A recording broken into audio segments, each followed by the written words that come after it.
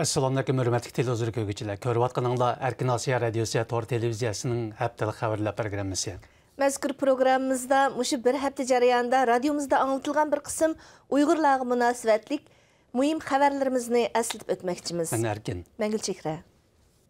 Uyğur mədəniyyət sahəsində məngülikə vidalaşqan məşhur rəssam G'azi Ahmad və xalqarada etiraf qılınğan ataqlıq tilşünas Mir Sultan Osmanov çət eldə oxşaş bolmagan şəkillərdə kən xatırlandı. Mərhumlarning Türkiye, Germaniya, Qozog'iston və başqa joylardagi o'quvchilari, do'stlari, kasbdoshlari ularni seg'inish ichida yod etadiganligini bildirdi. Shundaqla o'z nomlaridan ta'ziya maktublari e'lon qildi. Mərhumlarning kasbdoshlari ularning yeshi 80 dan oshgan mezgillardami o'z kasblari bo'yicha ijodiyat, tadqiqot va o'rganishni tashlamaganligini alohida ta'rifladi. Shuningdek, ularning hayotini zamonimizdagi yoshlarga ko'proq tanishtirishning zo'r ahamiyatga ega ekanligini alohida ta'kidladi.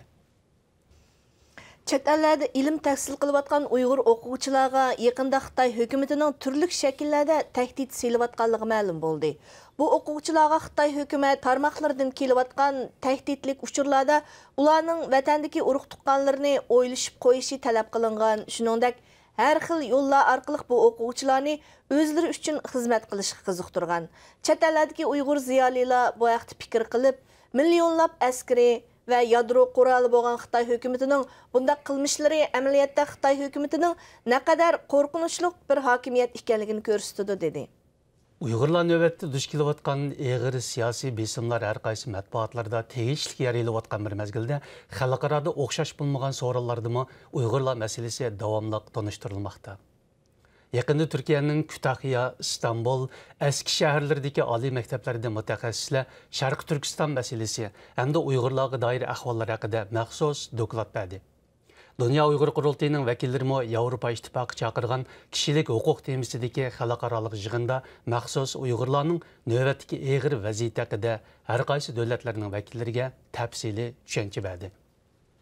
Uyghur diyarındaki mislsiz küçüyotgan siyasi ögünüş fəaliyyətlərinin növbətdə milyonlagan Uyghurlarni tərbiyələş mərkəzlərə solavatqanlığı məlum. Yaqında bu hadisenin Uyghur savdogarlarini vayron qilayotganligi oshkorlandi. Muxbirimizning yaqinqi ahvol egallashi jarayonida Qashqardagi Uyghur savdogarlarining har qaysi tarbiyalash markazlariga yig'ib elinganligi, buning bilan bo'sh qolgan bozorlarni Xitoy savdogarlarining egallab ketganligi ma'lum bo'ldi. Ma'lum bo'lishicha, yaqinda Qashqarning Bashkiram yesidagi uzum savdogarlarining asosan siyosiy o'ginishga yig'ib elinganligi, buning bilan ularning 10 ming uzumlik bog'larining uzumlarining besilib qolganligi haqida jamiyatga murojaatnoma tarqalgan.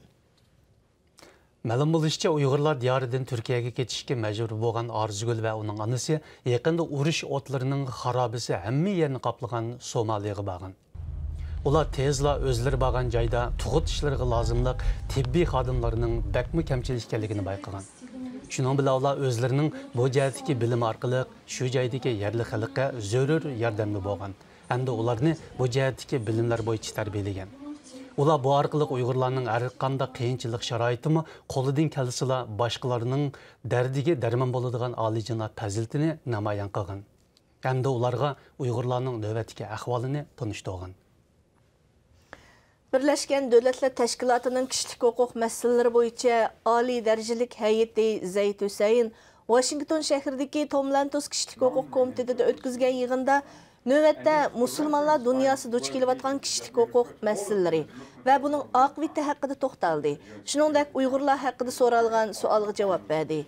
Bugün yana alaqadar teşkilatlar bu haqda bayonotlar e'lon qilib, Uyg'urlar diyarındaki kişilik hukuk depsendiçiliğinin tarixdeki en ağır nuqtaga yetkenligini, xalqaro jamoatning bu halga xatim berish uchun o'z mas'uliyatini ado qilishi lozimligini ta'kidladi. Muhtaram televizor ko'ruvchilar, yuqorida Erkin Asiya Radiosu Tor televiziyasining haftalik xabarlar programmasini ko'rdinglar. Kelar hafta ko'rishaylik. Xayr xo'sh.